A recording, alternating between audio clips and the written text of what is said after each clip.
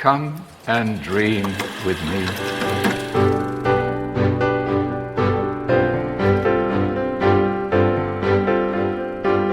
Hello and welcome to What Do You Want to Watch, the Explosion Network's premier media podcast. Every week we get together, talk about movies, TV, and online content, and help you answer the question, is Starship Troopers a satire?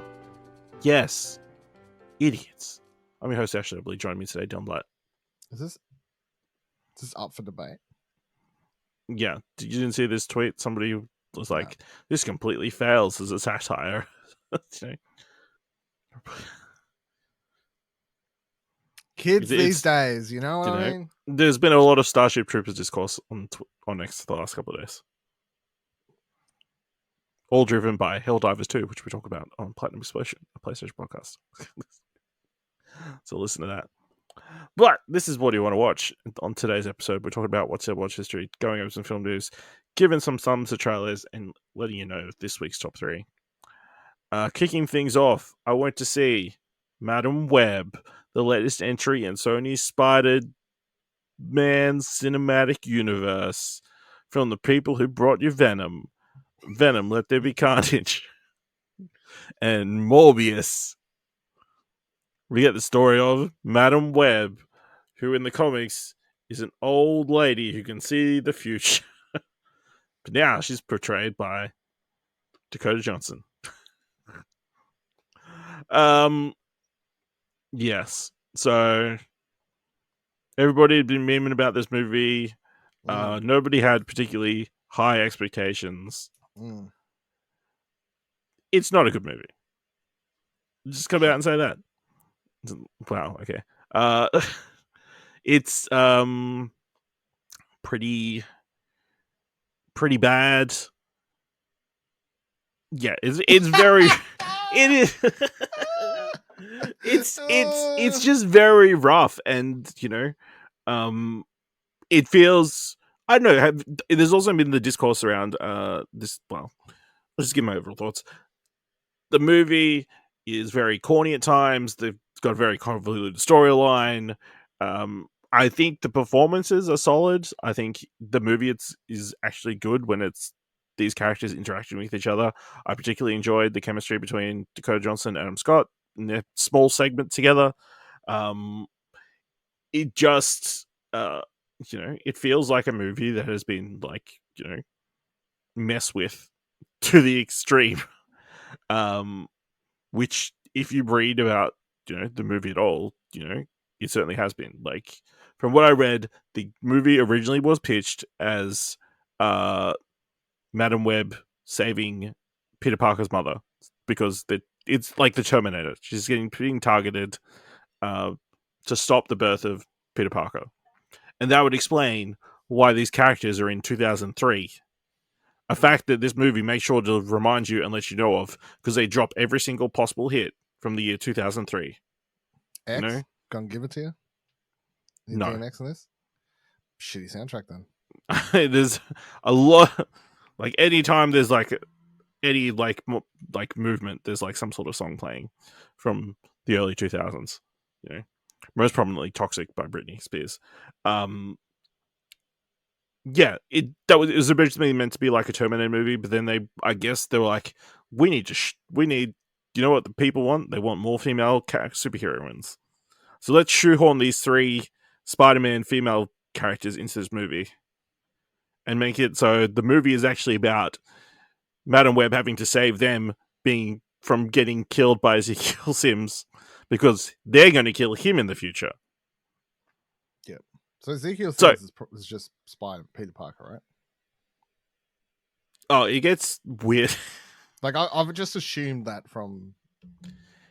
He gets spider abilities because he managed to get this special spider in the Amazon. When she was working in the Amazon with spiders? Yes. Do you know? It all clicks together. If you're going to this movie because you saw the trailers and you're like, I want to see all these girls become superheroines, that doesn't happen. That's all footage of them of visions of the future. Don't go to this movie expecting them to be some action sequence where they're all superheroes and they're like using their spider powers and stuff. That's not going to happen. I mean, good point. You know that thing where someone's just gotten the powers and they're very confused about how to use them or how they're working, especially when it's like a time travel element, that kind of thing. That's difficult. They do a really good job of making it very confusing because it is fucking confusing how they implemented it in this movie. It is, some of the logic is baffling at times.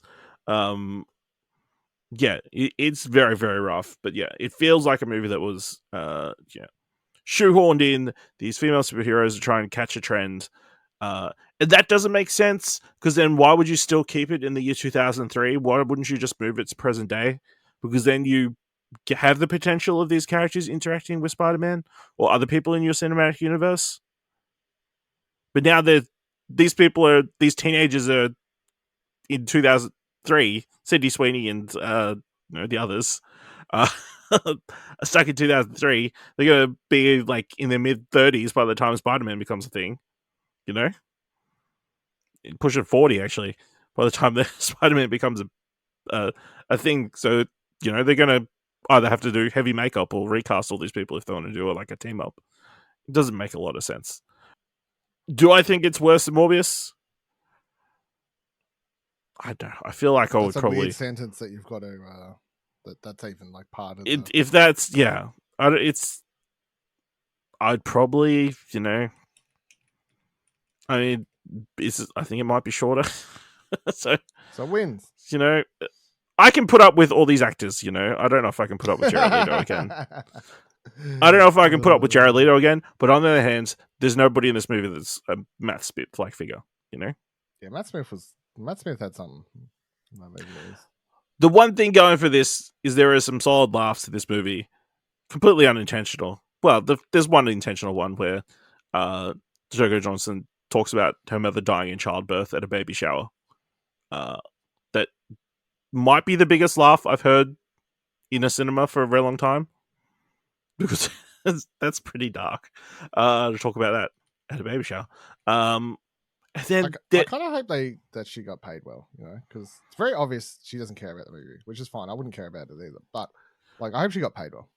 I'm sure she did, because she's done a lot of press. Dakota Johnson, Sydney Sweeney, the other two. Sorry, the two very great young actresses who are hopefully going into better things. Yeah, it's just very weird. And then the bad guy is boring. He does have spider powers, but apparently nobody else can see them. He attacks a bunch of cops at in the New York City subway station. It's like they're still chasing after Dakota Johnson's character, not this masked spider character who took out a bunch of cops. And also he seduces like a NSA person so he can get access to like all the facial recognition software so he can track these girls down. It's like very silly. Yeah, and the whole Peter Parker, the whole Uncle Ben thing is very, without the thing of them trying to save Peter Parker, it feels very forced. I mean, Adam Scott, I think, would make a pretty solid Uncle Ben, a young Uncle Ben. It's very weird because the relationship between Cassie and Uncle Ben isn't very clear. It's like, are they like together? They like kind of address it like in a very vague, non-committal way. But yeah, it's fine. It's definitely not worth going to see in cinemas. But if you're tired, if you're tired and you want to have something playing, or if you really, really want a sequel, go see them. I don't know. Just, yeah. Even, like, have you seen the shot? Someone put the shot of, like, the final fight on the... Yeah, I have. Of, like, the terrible editing and, like, there's, like... She's waiting... Dakota Johnson's waiting for a certain event to happen, and she's, like, waiting for it in the most unsubtle way that anybody has ever waited for an event to happen, where she's constantly looking at that thing that's about to, like, fall over. I gotta say, I usually hate when movie scenes start leaking, like, straight out of cinema, but But this is one that you had no intention of seeing, so... I don't care. No, it was pretty funny. The other thing is, there's like a weirdly erotic CPR scene. I saw you tweet this, yeah. Yeah, so Dakota Johnson's like a paramedic. So she's like, and she's figured out that the guy has some sort of poison that will stop their heart. So she's like, I'm going to teach you all CPR. So, if you get hit by the poison, you can like save each other. Girls or... Yeah, so they're all in this one motel room. And she gets them to all go on the floor. She gets a pillow, and then she gets them to start pumping them. So you're telling me that Dakota Johnson just wanted to make out with girls? Or Sony wanted people to watch. No. So, no, they didn't do like the mouth to mouth. It was just the chest compressions. So there's these three girls shot from the chest up, constantly doing chest compressions. And they're like, yeah, keep pumping it like that. keep doing in that. Dakota Johnson doing her best 50 Shades of Grey voice. Yeah, you're doing a good job. Now pass it over. Let the other one take over. It's like, just weird. I can't believe you've talked about this movie for 10 minutes. The discussion around the other thing I want to bring up is the discussion around this. Obviously, the clip has been going around that Chris Stuckman was like, hey, I don't really want to talk about, I don't really want to bash this movie. I got some thoughts on that. Yes. Do you want to share your thoughts on that? I think he's halfway right. I'm of the, like, if you want to, he should have reviewed the movie and said the movie was shit. But I believe part of the problem is the structure in which it's made. Here's my opinion. Yeah. He, at the very start of your review, he goes, this is a salad. I know you want a hamburger, but this is a salad. This isn't a review. This is like my overall thoughts of the making of Madam Web and how it could have gone wrong. He says it's not a review. I think if your job, which his is, if you're a critic, right? I don't think he's a critic anymore. He's just somebody who talks about movies on YouTube. But I mean, he reviews movies mostly, right? So every other video mostly is movie review. But especially the last 12 months, it's only been stuff that he actually likes, Yeah, okay. So I don't know that, so that's fine. My only problem is if you start cherry picking what not to, if you're like, I don't want to talk shit about this. It's like there's a difference between talking shit, but I definitely feel like more people should, and this isn't just a movie industry thing. I think this could be any industry. Taking into account the how something was made, who's involved, all these other factors are important. This is no different to me saying I think this movie Madam Web is shit, and it was probably shit because Sony is causing a fucking mess and they have no idea what they're doing, and we know the system fuck these people. I'm sorry, I'm sure all these actresses are great and most other things. You can just it's them and the writers as well who from more reports have had to change the script several times and probably were rewritten at some point. Even Dakota Johnson's I don't even know what version of the script I read initially. I don't feel like that's any different, and more people should. It's that whole thing of if I've read the book of which a movie's based on, should I just magically ignore the fact I've read the book? Or should my thought, because when you sit down to watch a movie, if you've read the book, of course that's going to affect how you view it because you've read the source material. Should you just, people who try to magically pretend and separate them, it's no, you review it, but it's just your opinion, right? And your opinion is based on what you know, and what you know is the movie. It's the same as when the Harry Potter reviews for games were happening, and people were I just want to talk about J.K. Rowling because I don't think it's important to the game. It's well, it is, especially if you're if your opinion of J.K. and her views on trans people is if you think she's a terrible person, of course it's going to affect your views on said video game. You know what I mean? I don't feel like any of these things. These are all similar things to me. Outside sources, part of the making of them, or what have you. Yeah, I don't think anything can be consumed completely in a vacuum. No. Yeah. So. Well, I mean, some stuff can. If I picked, literally went out my way to find a movie I've never heard of. I look, and sometimes this happens. I've scrolled before on iTunes. A movie that you've never heard of with no people that you've Yep. seen anything of ever before. Yep. And this very very small chance, and yet it does happen every now and then. Those rarities, I can consume something in a vacuum. Like, I've never watched a trailer, never heard of it. I don't know any of the actors. I'm like, I think I know that person, but like to the stage, I'm like, I don't know their name. Like, there are times, but for the most part, if you're someone who's heavily involved in movies or games industry or whatever, most of the time, every time you go to watch or play something or what have you, you're going to have, you don't consume it in a vacuum. You're always going to go, I know that person. I've watched the trailer for this already. Like, I know that director, so on and so forth. Yeah. So yeah, look forward to Kraven the Hunter later. Yeah, cool. I'm excited about that. I mean, surely it cannot be Why worse. would you say that? Like, surely, you know? No, it's not going to happen. It's going to be shit. You know? Anyway, so over on Disney Plus, I watched this movie called Cypher. So it's a movie about the rapper Tierra Whack. Grammy nominated rapper from Philadelphia. Got her start. She appeared on what was it, a free. We Run the Streets was like a freestyle. They go around the streets of Philadelphia or whenever, get people to rap on freestyle rap on camera. She did that, and then that became like a viral hit, and then that kind of launched her career or whatever. So it's a documentary crew following her around. She's preparing her next album or to go on tour around the world or whatever. She does a show in Chicago with had high spots. Then this lady comes and sees her while they're relaxing after the show at a diner in the middle of Philadelphia. She starts talking to Tierra, and she's like, "Listen, you need to be careful because there are secret societies in the entertainment industry who want to use you for their own ends, their own means."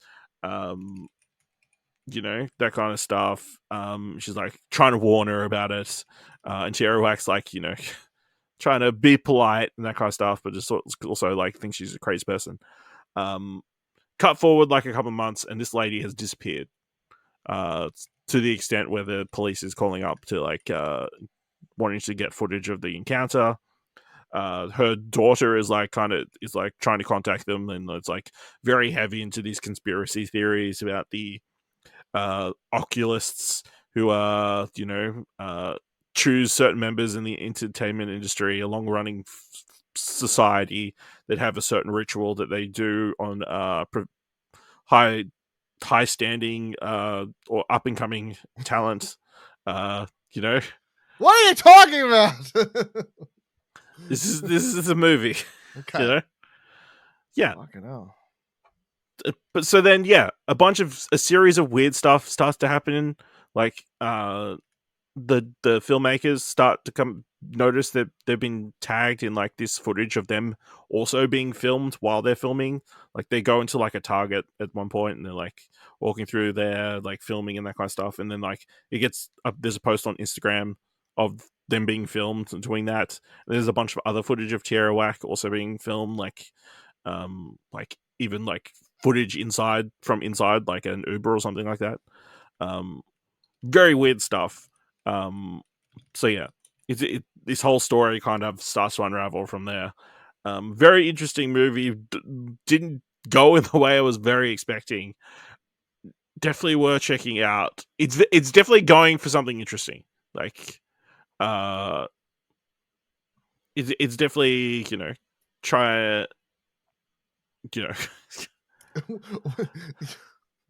You're lost for words to that. I tell you what, you're here's this thing. It's pretty good. Check it out. Madam Web. It's. I'll say this, and we can edit out if not. It's not it's not a true story. And I didn't realize that till after, because it is everywhere that I've seen. Was looking for something documentary or whatever to watch. It's listed as a documentary, but it's all bullshit and leads up to an event where she willingly kind of like does the thing from the ritual, like on camera, because the documentary with the highest viewed thing that she could possibly do it, the thing in. So, and all the credits are listed all these people as actors. at the end, I'm like, oh, okay. But yeah, it was an interesting ride. It's a ruse.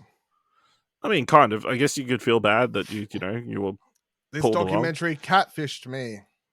But also, there's a bunch of cool like bits, and there's like certain things pop up and that kind of stuff. You're like, what the fuck is going on, and that kind of thing. So definitely an interesting thing that they're going for here. So I would recommend checking that out. I've watched it on Disney Plus.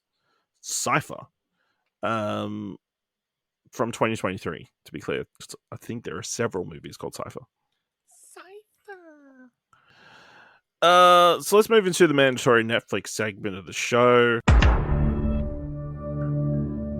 And I watched Players, the new rom-com on Netflix. Came out Valentine's Day, so that's a thing. We follow Gina Rodriguez, who plays a New York sports writer who spent years devising successful hookup plays with her friends. When she unexpectedly falls for one of her targets, she must learn that what it takes to go from simply scoring to playing for keeps. So it's like a very classic, story of a girl trying to win over a guy with a bunch of lies, or trying to trick him, like Classic. running plays and trying to meet together in certain situations, like trying to advance them being together. But the thing is, she always questioned if she could get the guy. She never thought to stop and question if she should have gotten the guy. I worded that terribly, but that's the moral of the story. Tom Ellis from Lucifer plays the dude who's like a war reporter, who's Pulitzer Prize nominated.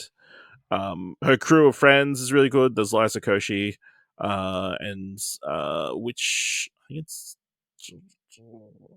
Damon Wayans. I'm trying to remember which Wayans it was. Damon Wayans, who's fantastic.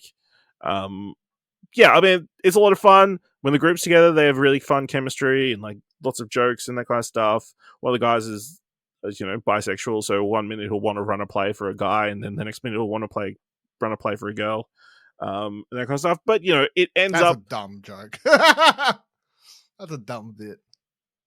I mean, no, he just once he fails with the girl, and he's like, "There's a guy there who's I'd like to run a play at." What have you got against bisexuals who want to hook up? That's a dumb bit. I think it's a bit. It's just modern day. But the story is kind of predictable. The outcome of the movie, once you see the relationships, you're like, oh, okay, those people are going to end up together, and that kind of thing. So it's a fun time. It's a fun date movie. A good Netflix and chill film. Very sweet. And she is a sports reporter, but she's working in the dying industry of newspapers, and like there's the newspapers just having a ton of layoffs all the time, so it's like barely anybody actually in the newsroom because everybody's gotten fired or is working remotely. And she's like on local news sports stories, so she's like covering like chess boxing and other random sports things that are not like the big baseball games and that kind of stuff, national important news. So it's enjoyable, it's a fun time. And then I also watched the latest Taylor Tomlinson special, Have It All, which was released also on Valentine's Day or the day before Valentine's Day. Which, Taylor Tomlinson, she's I would say the biggest female comedian right now. Third Netflix special.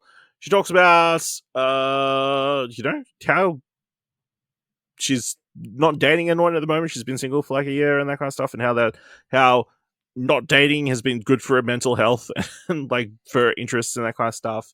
She talks about the struggles of dating, and like the overall theme of the special is the idea of having it all, like of you know, having the dream job, having the dream relationship, having the dream family, and that kind of stuff, and how that isn't realistic, and just, you know, you don't really want to have it all. Yeah, she's really funny. There's a lot of random stuff. Like at one point, she's talking to the crowd about, she does some crowd work, which is like, hey, so I've had trouble sleeping, so I'm trying really hard to find out some random. I've tried everything to try and get better at sleeping. Can you please tell me what random, never heard of before stuff that I could do to get to sleep? And you know, people throw out some random stuff. A lot of, and then they also throw out a lot of basic stuff like listen to music. It's like just completely just running them down for being completely stupid and terrible, including the outtakes. Like over the credits, she just runs out because obviously they shoot like two shows. Yeah, and edit. So the one that's in the special is like the crowd's like pretty good. They come up with some out there like some solid suggestions. The other crowd is shit, like completely terrible. Like close your eyes. No, it's like that level of stuff. She also tells a fantastic story about going to see Hugh Jackman in The Music Man, and how, you know, Hugh Jackman is very attractive and is very impressive in real life, and how she bid several thousands of dollars to have one of his gloves, you know, from that show, because they were selling oxygen off at the end of the show for charity. You know, sure. She's like, and she's talking to she imagines herself talking to the glove, and she says, "What's it like to have Hugh Jackman's fingers inside you?" So yeah, solid stuff, you know, good time. Taylor Tomlinson, she's fantastic, blowing up. She's obviously doing After Midnight on CBS at the moment as well. So, you know, I don't know when the next special is going to be. She's clearly very busy, working a lot. But yeah, she's fantastic. Check out Have It All on Netflix. And that's everything I watched history, because Dylan didn't watch anything this week. I think this might be the first time. Surely not. I don't know. I watched the game, the Dice Game Awards. Yeah. Yeah, they were good. Check out Arcade Couch. Check out Arcade Couch.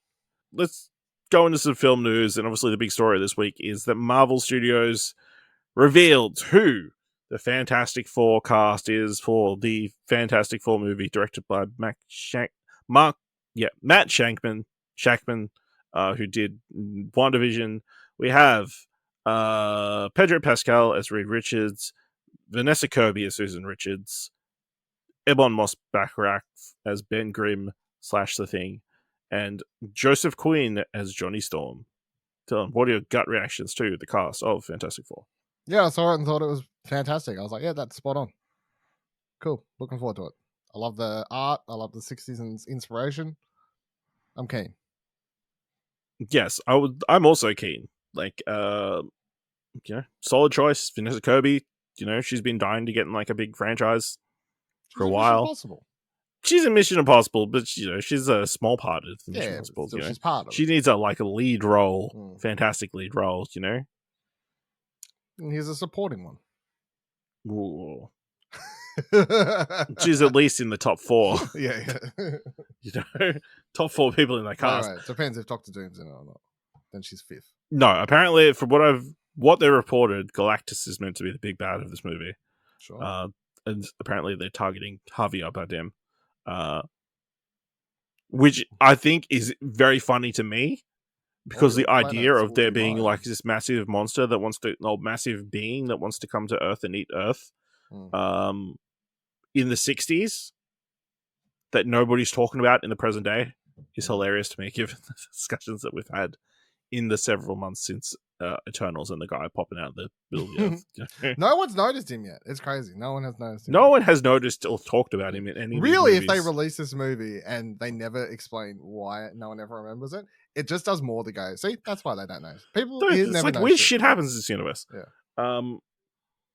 Yeah, I mean, it's been interesting to see the kind of like some of the backlash, I guess, or like disappointment with the casting. I mean, particularly Pedro Pascal, who I think will be very good in this movie. I feel like with him, it's just a case of like oversaturation to a certain extent, and like Also, there's a segment of people who just wanted John Krasinski to be Reed Richards, who, I mean, I've got nothing against John Krasinski. I haven't watched The Office much, so I don't have the incredible attachment. But it's cool that Pedro, a person of color, is Reed Richards, especially with the potential of where that character could go. And then the other one was Joseph Quinn, who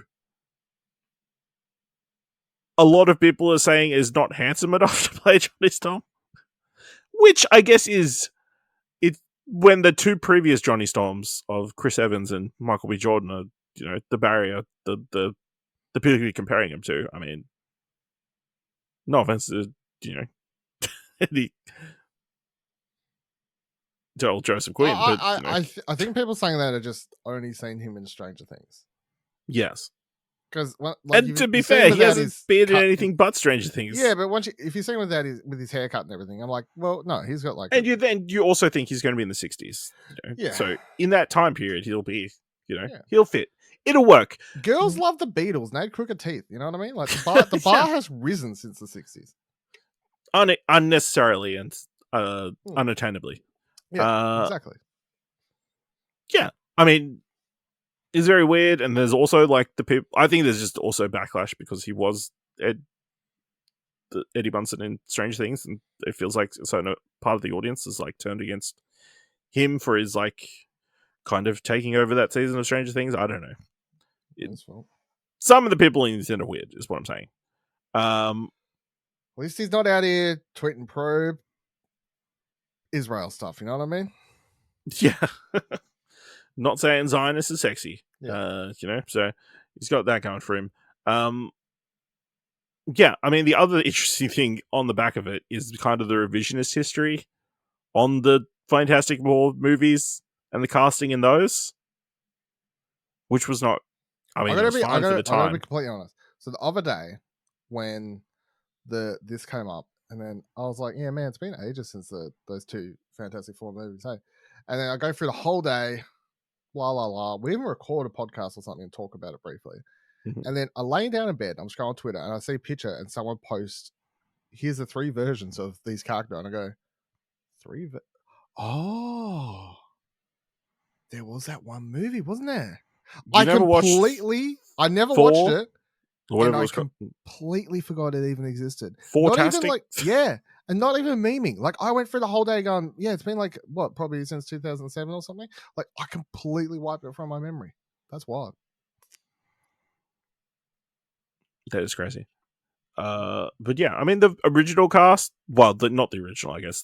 the main movie cast, Ian Grufford as Reed Richards, he was a good choice. Michael Chiklis, very good choice for Ben Grimm. And then obviously, Chris Evans at the time was a fantastic Human Torch. Jessica Alba, she was fine. The choice to like lighten her skin as much as possible and make her blonde and that kind of stuff, kind of weird. Probably would not happen in current day. You know what I mean? And that kind of stuff. And then, the second iteration of Fantastic Four, I think, had a solid cast. Just, I like the first half of that movie. It just goes on too long. We'll watch it. We'll do it. We'll do a rewatch. We made the mistake of not talking about it when we were all together the other day. Our plans for that. But I'll watch it then. The same. This movie isn't coming out till next year, so I mean we've got a while to wait. What do you think about it being set in the 60s? Yeah. No, interesting choice. I'm excited for that. I think that's cool. Any new time period, I think, is going to help the MCU feel somewhat fresh. Even when they did Captain Marvel in the 90s, that felt like separate enough to the current characters that it felt exciting. So 60s, hell yeah. Yeah, I'm on board with the 60s. I kind of also hope that they don't just quickly bring them to modern day. And I fully expect they will. I assume they will in the last half hour. Yeah, in the last 10 minutes, suddenly they're in present day. Yeah. I'd be down for like, listen, we're going to do a trilogy of movies in the 60s, and then we'll bring them to present day. Let's flesh out this time period. We'll bring back Haley Atwell. so she can run Shield at the same time. You know, we'll have fun. But yeah. Also, Herbie the robot's going to be in the movie, and I would like to throw my hat in the ring. I would happily play Herbie. Provide my voice as a host of the #1 Marvel podcast in Australia, #1 Australian Marvel MCU podcast on podcast services. You're not doing a good job. If you're listening, I'm not doing a very good job of pitching yourself. I'm saying. But maybe that's what they want from a Herbie. You know? Maybe that's what they're looking for. Maybe. Yeah. So that was the big news for this week. We do have some awards news. Of course, the BAFTAs happened last night, and Oppenheimer pretty much swept everything. Reading from Variety, Oppenheimer swept the BAFTAs on Sunday night, winning awards for director Christopher Nolan and actor Cillian Murphy, as well as taking home the film for Best Film. Overall, the movie took home 7 Golden BAFTA awards, with Poor Things coming in second place with 5 wins. Yeah. So Oppenheimer winning pretty much everything. David Tennant, from all reports, was a fantastic host. Yeah. Good times were had by all. Not very surprising for going forward. I will point out that a couple of surprises that The Boy and the Heron won Best Animated Film. That was kind of the only surprise. Everything else was kind of what you would expect from the BAFTAs. But then over at the 51st Annie Awards, Spider-Man Across the Spider-Verse pretty much swept everything, grabbing 7 awards, topped by Best Animated Feature. As a 66% Oscar prediction of the Annie wins bodes well for Sony and producers Phil Lord and Chris Miller. So, I can't remember, was Spider-Verse our #1 animated film, or did you overrule it and put Boy and the Heron? No, I didn't overrule it, so I think that's what it was. I'll look while you... The intrigue. I mean, yeah. So, other interesting wins over at the Annie Awards. Robot Dreams won Best Feature Independent, which makes sense because, it's nominated for the Oscar Award.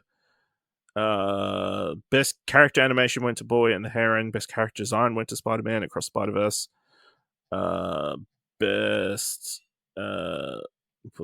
Best Voice Acting went to Chloe Grace Moretz for Nimona, which I thought was surprising when she was up against David Hornsby for the Merry Little Batman, Tracy Gazelle for Migration, Hokuto Matsumoto for Suzume, Suta in Suzume, so the chair in Suzume, and also Jack Black in Super Mario Brothers movie. That wouldn't have been my picks for the best voice acting performances in feature films, but No. Also, #1 was Spider-Man. It was Spider-Man. #2 was Suzume. #3 was The Boy and the Heron. #4 was Elemental, and #5 was Teenage Mutant Ninja Turtles: Mutant Mayhem. Good list.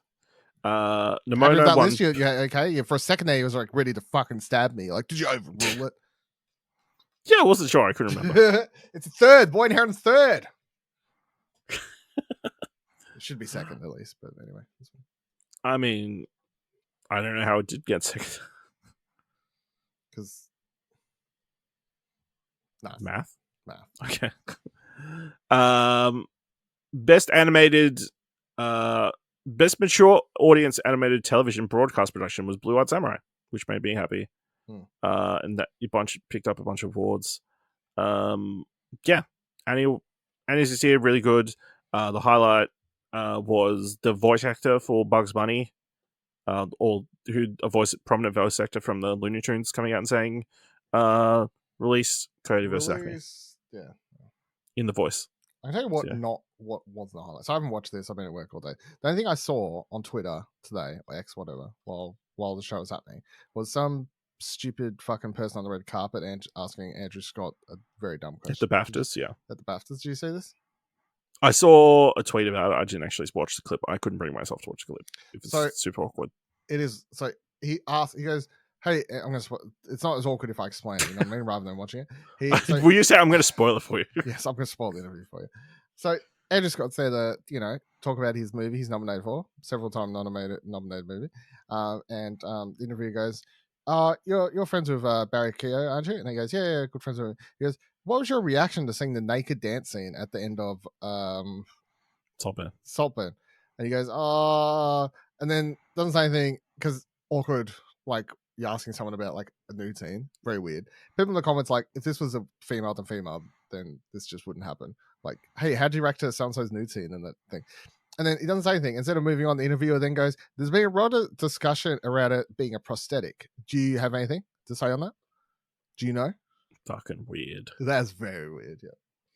So yeah, awards.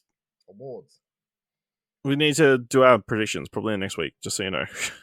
We're getting that.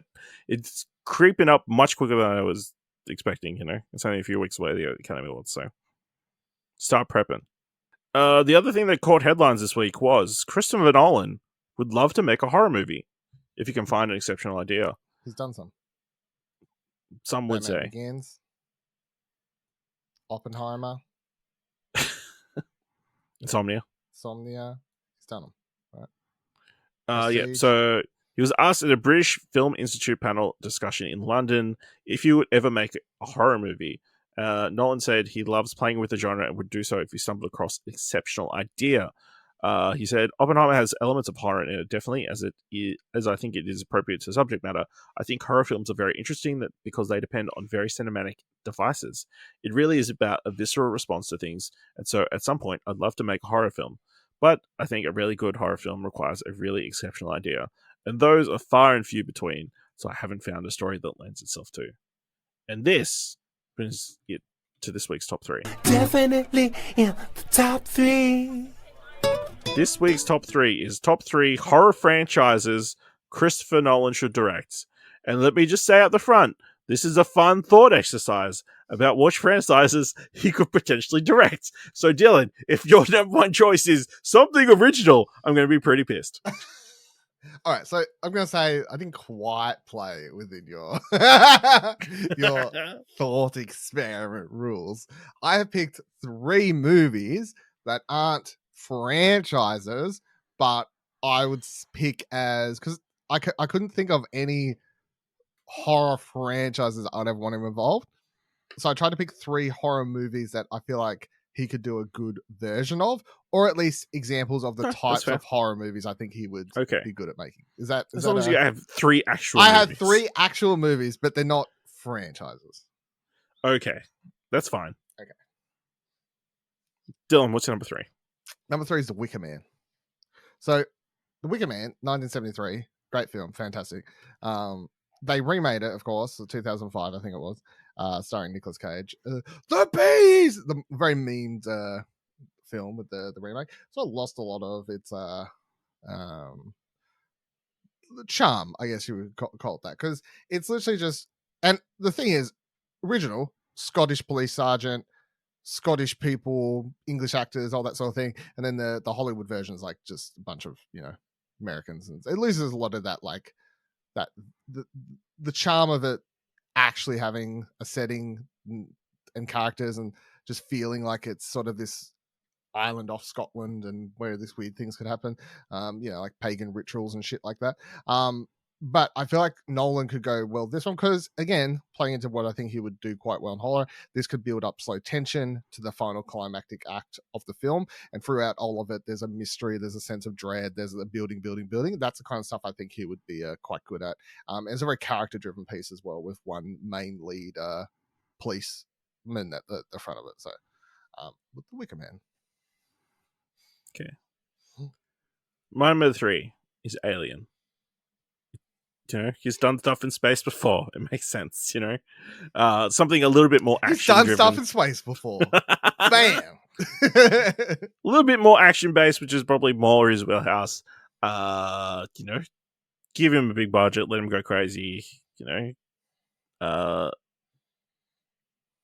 What crazy alien stuff could you do in modern day, with gravity and time and all kinds of crazy shenanigans? With prosthetic aliens and that kind of stuff. I think that would be a cool time. So that's my number 3. Then what's your number 2? My number 2 is the John Carpenter film In the Mouth of Madness. It's a film about a I don't really know how to describe it. It's about someone who goes to investigate like a disappearance of an author who basically is like Alan Wake because what he's writing is coming to life. So it's sort of a cult classic, I think. Definitely didn't review well at the time, but is well loved in the many years since. Stars Sam Neill, John Glover's in it, someone else. I can't remember the rest of the cast, but again, I feel like slow build, tension, lots of scenes, lots of weird oddities. Characters who feel like they're out of their own place, characters who start losing their mind and not understanding what's happening anymore because of these things that, what's happening around them. Very breaking of the fourth wall at times and stuff like that. It definitely feels like it could be something Nolan could do well with because, again, I think at the center of it are these characters and then the world around it.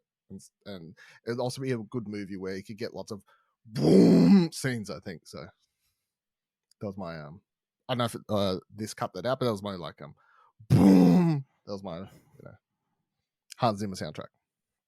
Okay. My number 2 is Brightburn. We all wanted him to do Superman after he finished doing his Batman trilogy. So this is probably as close as he's going to get to doing that. Even though I guess he did technically write Man of Steel, But yeah. The idea of Christopher Nolan doing something with like a dark version of Superman, that sounds cool, even though, dark Superman or evil Superman has kind of been done to death. I think Nolan could bring the spectacle of that idea to fruition. So that's my number 2. Dylan, what is your number 1? My number 1's The Mist, the Stephen King short that got turned into a film by Frank Darabont and then turned into a TV series that lasted 1 season, I think about 2 years ago. About 2 years ago. The movie is liked by some people, but generally didn't review super well. But the short itself is a very simplistic setup.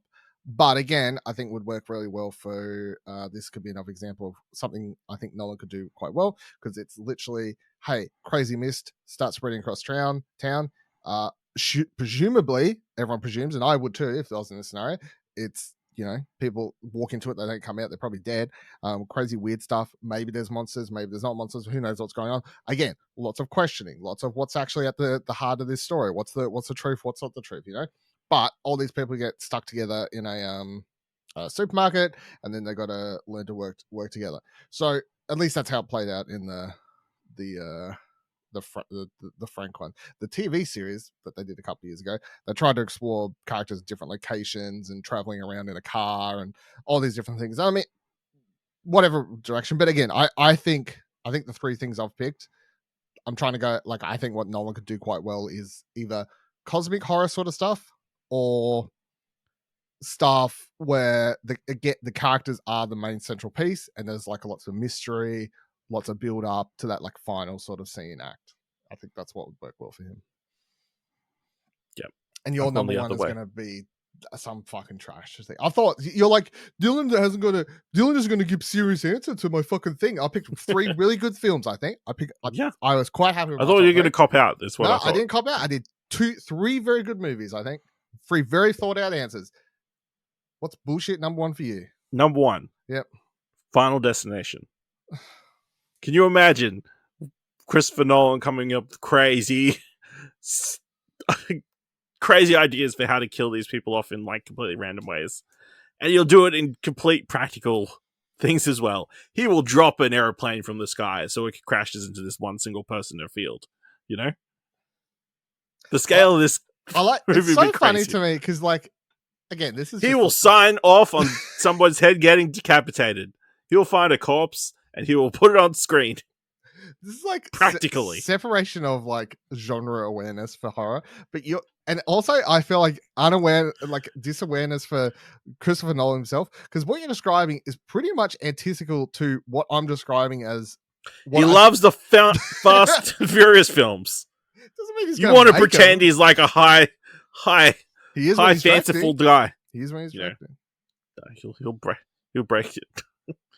I'm like, yeah, need stuff with characters at the center. And you're like, Final Destination, man. Like, he's going to fucking drop a boss or something. Like, what are you talking about? Maybe he wants to just blow some steam off in one movie, you know? And maybe he can come up with some fanciful lore about the, you know, universe and like tempting fate and all that kind of stuff, and how it relates to time and the decisions that we made in the past, and it all ties back into Oppenheimer. I don't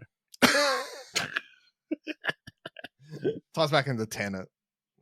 Yeah, ties into Tenet. Yeah. It's a prequel. Yeah. It breaks time, Yeah. and that's why they're all Robert running. Pattinson was the baby. Yes. That was this week's top 3. Fantastic one, I think. So let's move on to giving some thumbs to trailers. Of course, you can find all the trailers we're best to talk about in the show notes below. Kicking things off this week with Sasquatch Sunset, directed by David Zellner and Nathan Zellner, starring Riley Keough, Jesse Eisenberg, Christopher Zajac-Denick, and Nathan Zellner. In the misty forests of North America, a family of Sasquatches finds themselves on a collision course with the ever-changing world around them. Now, Dylan, I talked about this movie coming out at Sundance. It's on my Fantasy Critic thing. I did not realize that they were actually going to play the Sasquatches.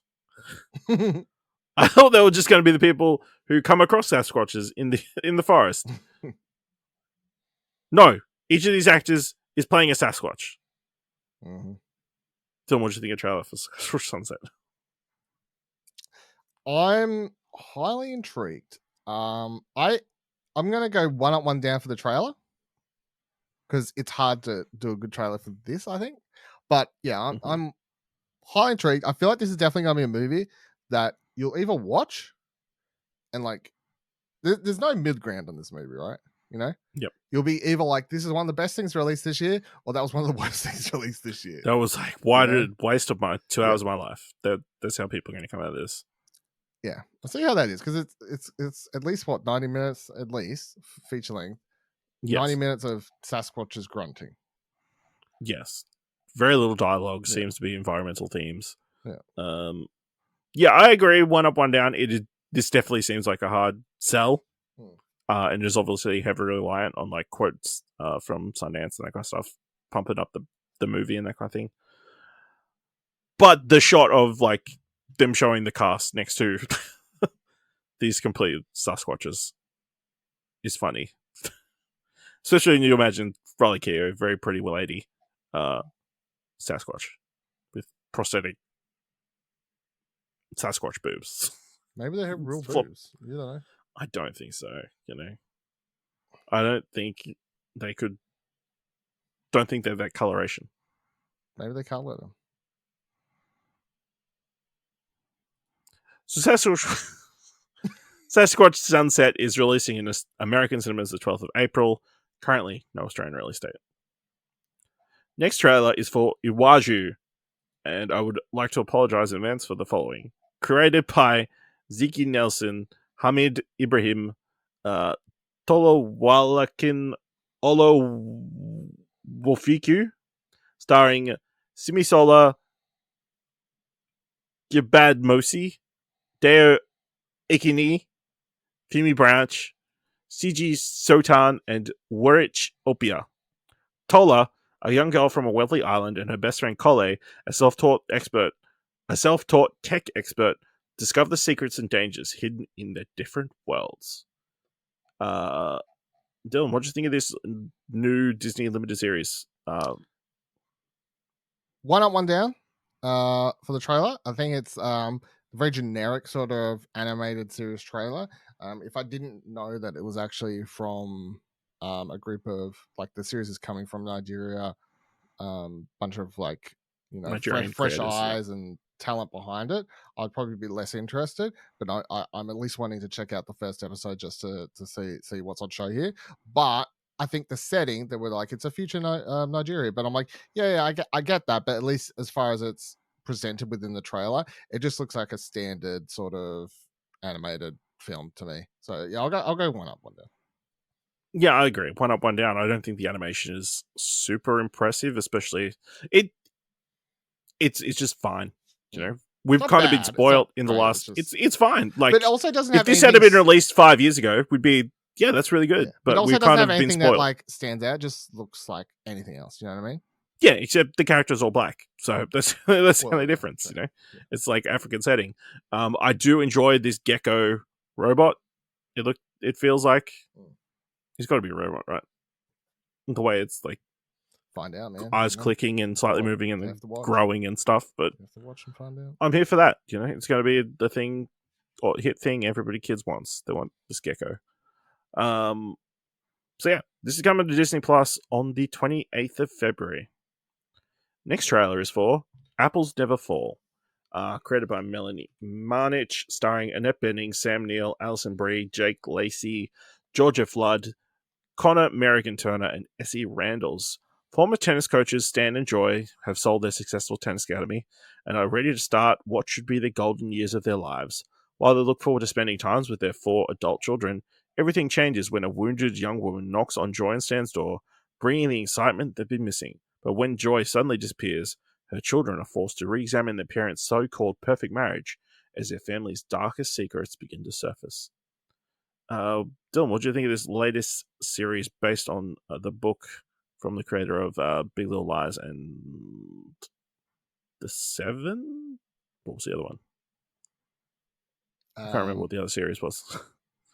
The other one starring Nicole Kidman. Yep, I'll remember it later. Yeah, I'm keen. I think it looks really good. It looks like a straight up sort of HBO 9 Perfect Strangers. That was it. Straight up perfect HBO sort of thriller trailer. Great cast.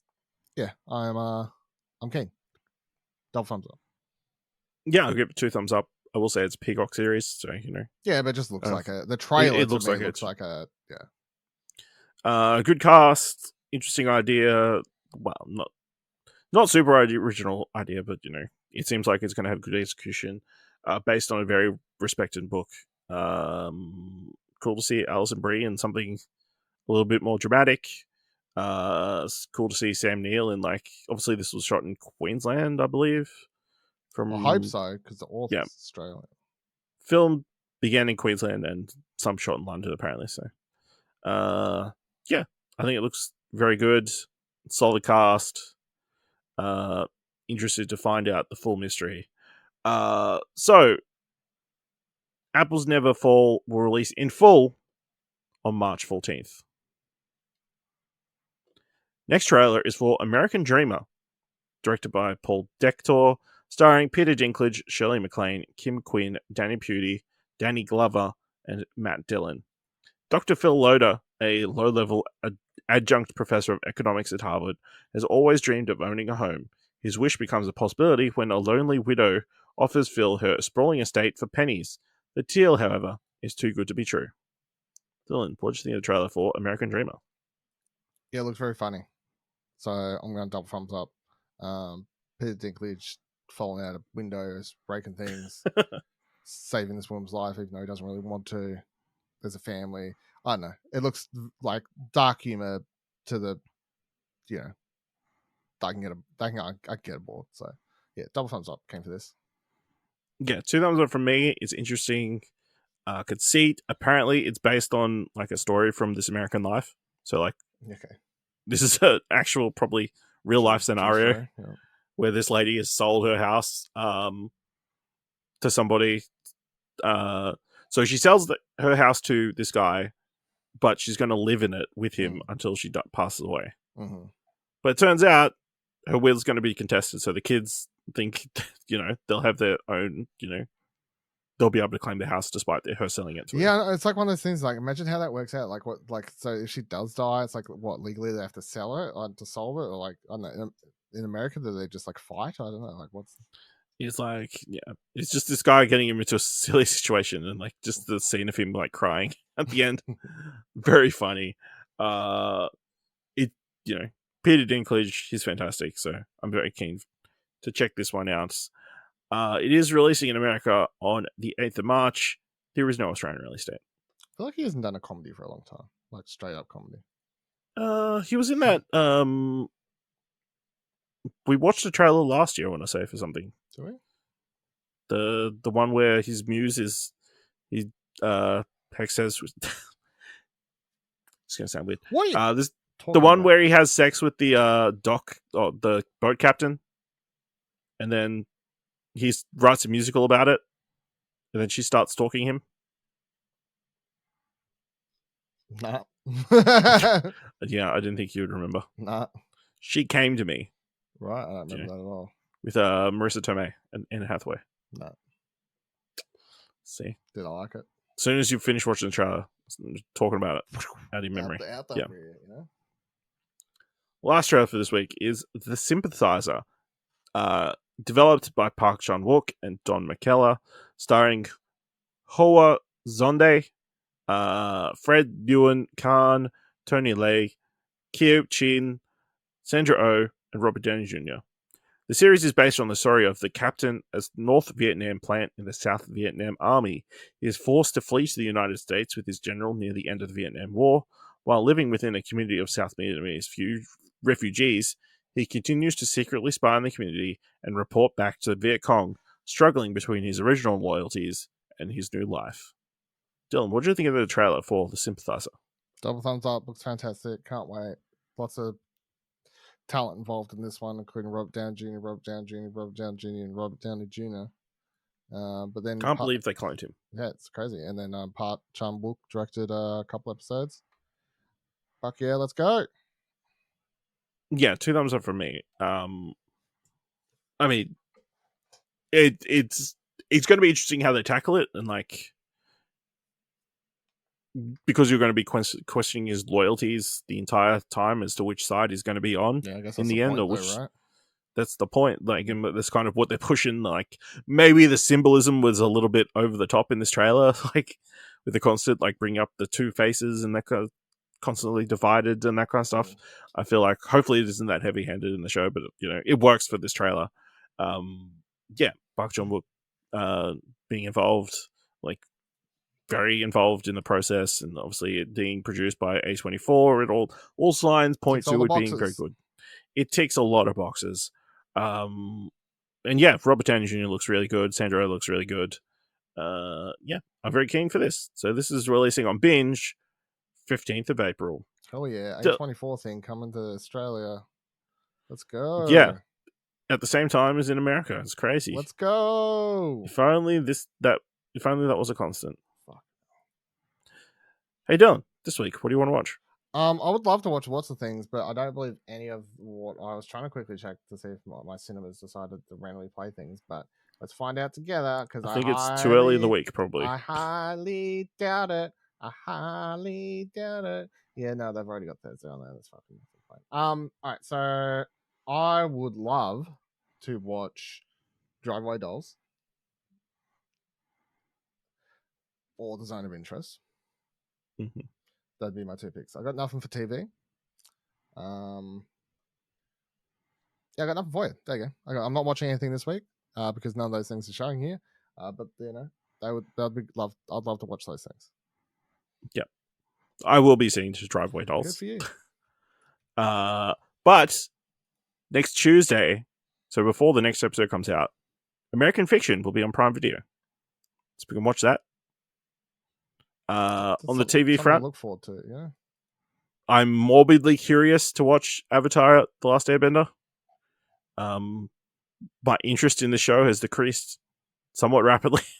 My expectations for the show have dropped rapidly. Every time they open their mouth to talk about the show. But then also next Tuesday, Shogun, the FX series, releases first episode on Disney Plus. So I'm excited for that. So that's a lot of stuff. A lot of good stuff you can check out in cinemas this week.